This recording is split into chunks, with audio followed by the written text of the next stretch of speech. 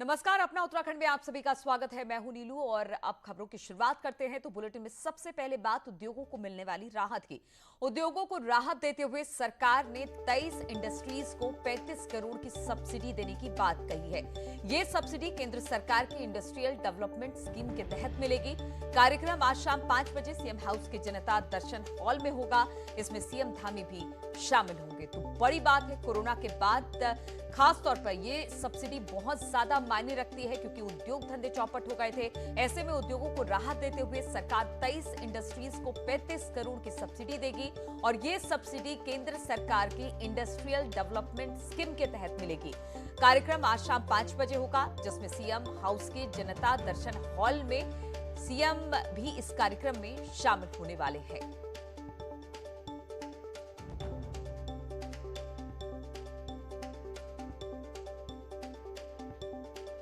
बड़ी खबर है, राहत की खबर है उद्योगों के लिए। उद्योगों को मिलने वाली राहत की बात आपको बता दें। उद्योगों को राहत देते हुए सरकार ने 23 इंडस्ट्रीज को 35 करोड़ की सब्सिडी देने की बात कही है और यह सब्सिडी केंद्र सरकार की इंडस्ट्रियल डेवलपमेंट स्कीम के तहत मिलेगी। कार्यक्रम आज शाम 5 बजे सीएम हाउस में होगा, जनता दर्शन हॉल में होगा, जिसमें सीएम धामी भी उपस्थित होंगे। और प्रदेश में निवेश बढ़ाने के लिए सरकार 28 अगस्त को कारोबारियों के साथ बैठक करेगी, लेकिन कांग्रेस ने इसे सिर्फ बयानबाजी कहकर सरकार पर निशाना साधा है। उत्तराखंड में उद्योग लगाने के लिए सरकार की कोशिश जारी है। उद्योग मंत्री गणेश जोशी का कहना है कि प्रदेश में नई इंडस्ट्री क्यों नहीं आ रही है। इसके लिए 28 अगस्त को 150 कारोबारियों के साथ देहरादून में बैठक की जाएगी। इंडस्ट्रीज के सामने क्या दिक्कतें हैं और क्या कारण है कि जो नए लोग इंडस्ट्री लगाने से यहाँ पर कतरा रहे हैं, क्यों नहीं आ पा रहे हैं। इसको लेकर एक समिट हमने 28 तारीख को होटल रेजेंटा में हम करने जा रहे हैं, जिसमें करीब 150 चुने हुए इंडस्ट्रिस्ट को हम उसमें बुलाएंगे। एक गोष्ठी वहाँ पर होगी, विचार विमर्श करेंगे। वहीं कांग्रेस का कहना है कि सरकार के पास अब समय बचा नहीं है, लेकिन बयान दिए जा रहे हैं। नेता विपक्ष प्रीतम सिंह ने कहा कि त्रिवेंद्र सरकार के समय इन्वेस्टर समिट हुई थी, लेकिन काम जमीन पर नहीं उतरा। देखिए, जब त्रिवेंद्र सिंह रावत जी प्रदेश के मुख्यमंत्री थे, उस समय एक समिट आयोजित की गई और उसमें जो लक्ष्य सरकार ने दिखाया, और मैं कह सकता हूं कि हसीन सपना जो है उत्तराखंड के लोगों को दिखाया, उस परिप्रेक्ष्य में जो निवेश है वो शून्य है। अब नए उद्योग मंत्री बने हैं, उन्हें भी तो अपना जलवा दिखाना है ना। सरकार के सामने अब काम करने के लिए महज 6 महीने बचे हैं। ऐसे में उद्योगों की चिंता क्या कमाल कर पाएगी, ये देखना होगा। दीपांकर भट्ट, न्यूज़ 18 देहरादून। और इसी पर बातचीत करने के लिए दीपांकर इस वक्त हमारे साथ जुड़ गए हैं। दीपांकर, उद्योगों को जिस तरह से डैमेज हुआ कोविड काल में, अब 23 इंडस्ट्रीज ऐसी हैं जिसमें 35 करोड़ की सब्सिडी देने की बात हो रही है। कितनी राहत की बात इस सब्सिडी मिलने के बाद उद्योगों को?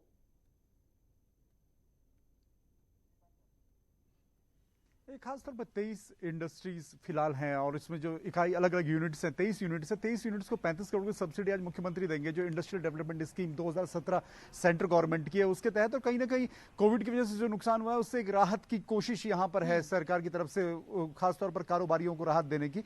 लेकिन सबसे बड़ा जो क्वेश्चन है, दूसरी बात यह कि इसी 28 तारीख को यहाँ पर 150 कारोबारियों के साथ एक समिट होने वाली है देहरादून में। उस समिट में इस बात पर चर्चा की जाएगी कि उत्तराखंड में इंडस्ट्रीज क्यों नहीं आ रही है। साल 2018 में त्रिवेंद्र रावत जब मुख्यमंत्री थे तो उन्होंने एक बड़ी इन्वेस्टर समिट की थी और देश भर के निवेशकों को यहां बुलाया था, जिसमें लगभग 1,25,000 करोड़ के निवेश के आने की बात हुई, एमओयू साइन हुए, लेकिन जमीन पर सिर्फ 30,000 करोड़ का निवेश आया। तो अब गणेश जोशी जो उद्योग मंत्री हैं, उनका यह कहना है कि उत्तराखंड में आखिर निवेश क्यों नहीं आ रहा है। इस बात को लेकर 28 तारीख को चर्चा होगी। लेकिन हाँ, यह जरूर है कि इलेक्शन से पहले जो बार बार मैसेज की बात आ रही है कि चाहे वो सड़क के लिहाज से हो, पानी के लिहाज से हो, इंडस्ट्री के लिहाज से हो, स्वास्थ्य के लिहाज से हो, एक मैसेज दिया जाए। और मैसेज देने की कोशिश यह है कि सरकार हर सेक्टर को लेकर गंभीर है। नीलू, बिल्कुल। और सबसे बड़ी बात यह है कि वक्त भी बहुत ज्यादा बचा नहीं है। सवाल भी सरकार पर लगातार उठ रहे हैं कि इंडस्ट्री लाने की बात हुई थी, नहीं हो रही है, और विपक्ष बहुत ज्यादा मुखर है इसको लेकर। दीपांकर,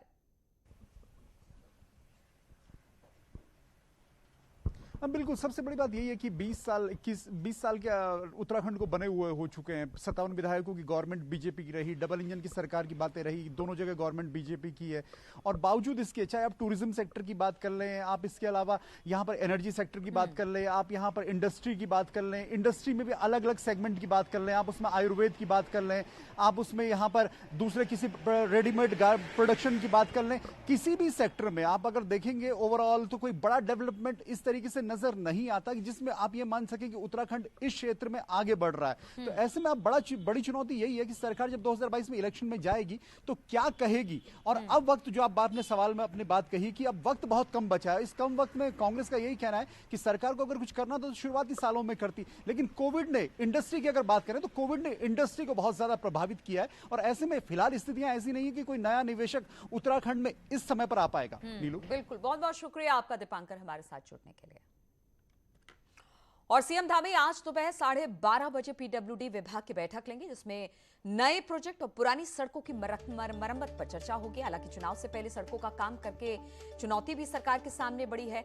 आपको बता दें कि त्रिवेंद्र और तीरथ सरकार में पीडब्ल्यूडी विभाग सीएम के पास था, लेकिन वर्तमान सीएम धामी की सरकार में पीडब्ल्यूडी विभाग सीएम के पास नहीं है। ऐसे में ये समीक्षा बैठक जो है बहुत महत्वपूर्ण होगी।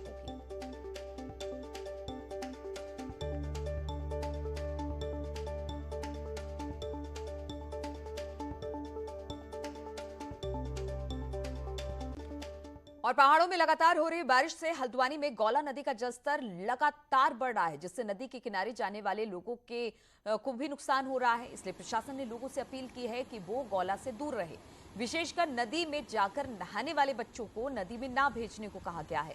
साथ ही सड़कों से होकर बह रहे बरसाती नालों से भी बरसात के समय दूर रहने को प्रशासन की तरफ से लोगों को सलाह दी गई है। ऐसे नाले जहाँ पे सामान्य आवाजाही रहती है और कैचमेंट एरिया में बारिश होने पे वहाँ पे उन लोगों को जाने से मना किया जाए या पुलिस वहाँ पे व्यवस्था रहे, ताकि लोगों को सचेत किया जाए अभी आप नदी पार ना करें। और मंडल मुख्यालय समेत लेंसडाउन को जोड़ने वाला NH 534 एक बार फिर से बंद हो चुका है। मूसलाधार बारिश के चलते सड़क पर पहाड़ से मलबा आ गया, साथ ही बड़े बोल्डर भी आ गए हैं, जिसके चलते हाईवे बंद हो चुका है। सड़क बंद होने से सैकड़ों यात्री फंस गए और दोनों ओर वाहनों की लंबी लंबी कतार देखने को मिल रही है। हालांकि कुछ लोग अपनी जान जोखिम में डालकर वाहनों को निकालते नजर आए। वहीं प्रशासन मलबा हटाने के काम में जुटा हुआ है।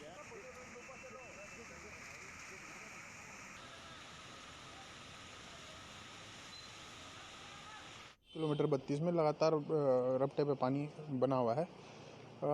जब भी फ्लो बढ़ जाता है तो हम लोग वहाँ पर हमारी 2 मशीनें 24 घंटे तैनात है। ट्रैफिक को रोक कर हम लोग ट्रैफिक में निकाल रहे हैं। और पौड़ी में लंबे समय से लकड़ी तस्कर गिरोह सक्रिय है, तो वहीं लकड़ी तस्कर चंदन की तस्करी भी कर रहे हैं। ताजा मामला कोटद्वार के सिंचाई विभाग के गेस्ट हाउस का है, जहां रात के अंधेरे में चंदन के 3 पेड़ों की तस्करी की गई। वहीं मामला सामने आने के बाद पुलिस अब चंदन तस्करों की तलाश में जुट गई है।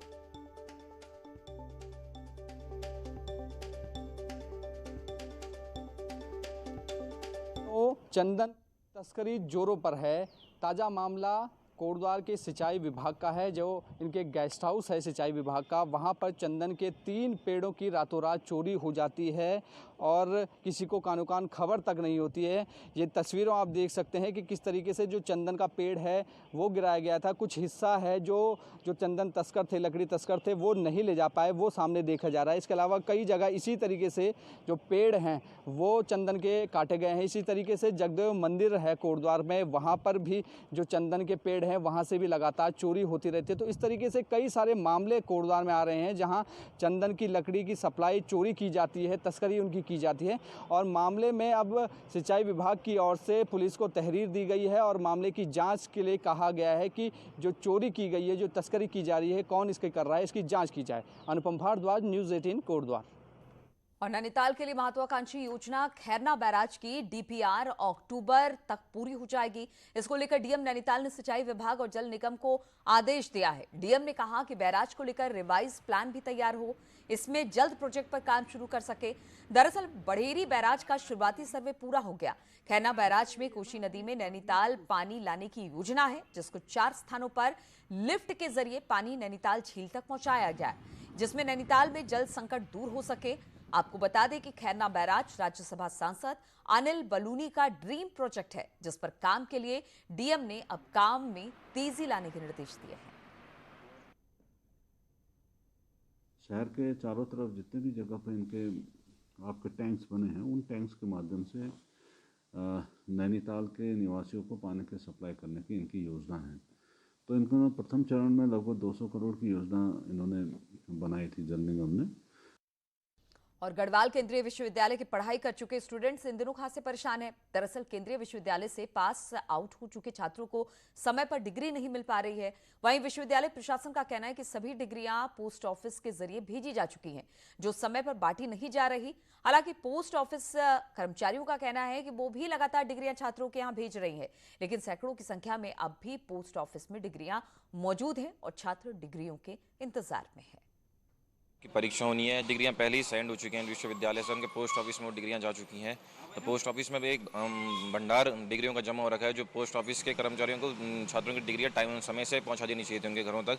99% से ज़्यादा लड़कों की डिग्रियां हमारे द्वारा पोस्ट ऑफिस को निर्गत की जा चुकी हैं।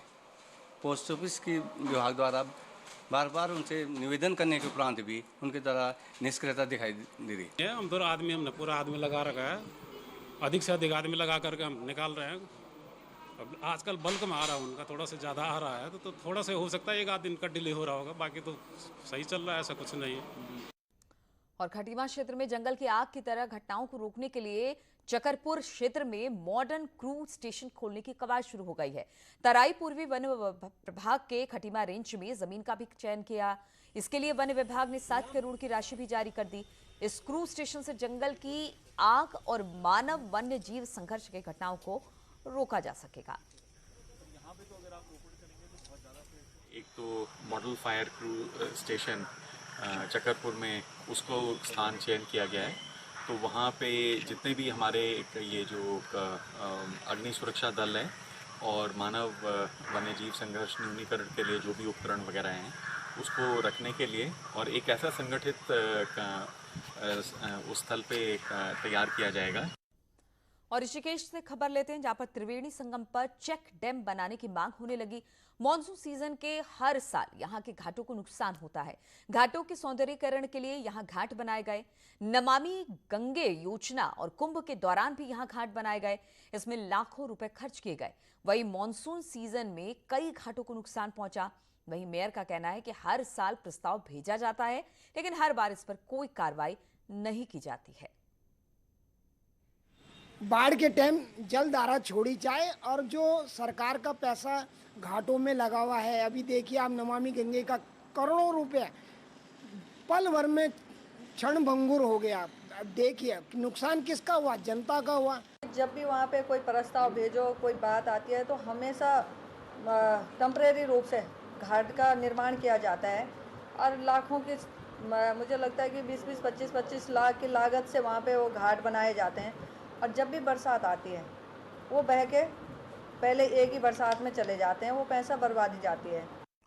और खबर देहरादून से, जहां पर इनामी अपराधी अरेस्ट हुआ है। एसटीएफ ने इसे पकड़ा है। इनामी अपराधी आरोपी सैफ अली पर था 10,000 का इनाम। हरिद्वार में डकैती का मुख्य आरोपी था, जिसे अब अरेस्ट कर लिया गया है। 2018 से ये फरार चल रहा था। उत्तर प्रदेश के इस्लाम नगर से किया गया है इसे गिरफ्तार।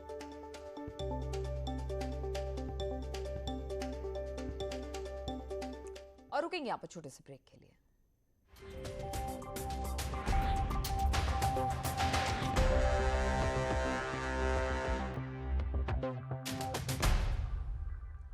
और देहरादून में सैन्य धाम निर्माण के लिए बीजेपी सितंबर के आखिर में बड़े स्तर पर सम्मान यात्रा निकालने जा रही है। गढ़वाल में चमोली के सैन्य बहुल स्वाड गांव से इसकी शुरुआत होगी, तो वहीं कुमाऊं में पिथौरागढ़ के गंगोली हाट से यात्रा निकलेगी। वहीं कांग्रेस ने इस पर तीखा हमला किया। कांग्रेस का कहना है कि 4.5 साल बीजेपी सरकार ने कुछ नहीं किया और अब चुनाव से ठीक पहले सिर्फ जुमलेबाजी कर रही है बीजेपी। माननीय मुख्यमंत्री जी के साथ, माननीय प्रदेश अध्यक्ष जी के साथ बैठकर हम उसकी अगली डेट तय करेंगे। अब मोस्ट प्रोबेबली 15 और 25 के बीच में जो भी पार्टी निर्णय करेगी, अब उस यात्रा को बड़े भव्य रूप में निकालेंगे। और बीजेपी ने 2022 के विधानसभा चुनाव को लेकर कार्यकर्ताओं को धार देनी शुरू कर दी है। कार्यकर्ताओं में उत्साह भरने के लिए प्रदेश की सभी 70 विधानसभाओं में पूर्णकालिकों की तैनाती की जा रही है। ये पूर्णकालिक काशीपुर में 2 दिन की ट्रेनिंग के लिए पहुंचे, जिन्हें यहां से विधानसभाओं के लिए भेजा जाएगा। इन्हें यहीं से विधानसभा अलॉट की जाएगी। इस ट्रेनिंग का उद्घाटन बीजेपी के प्रदेश अध्यक्ष मदन कौशिक ने किया। तो इन तमाम खबरों के साथ इस बुलेटिन में फिलहाल इतना ही। रुकेंगे छोटे से ब्रेक के लिए, लेकिन ब्रेक के बाद भी लगातार खबरों का सिलसिला यहां जारी है।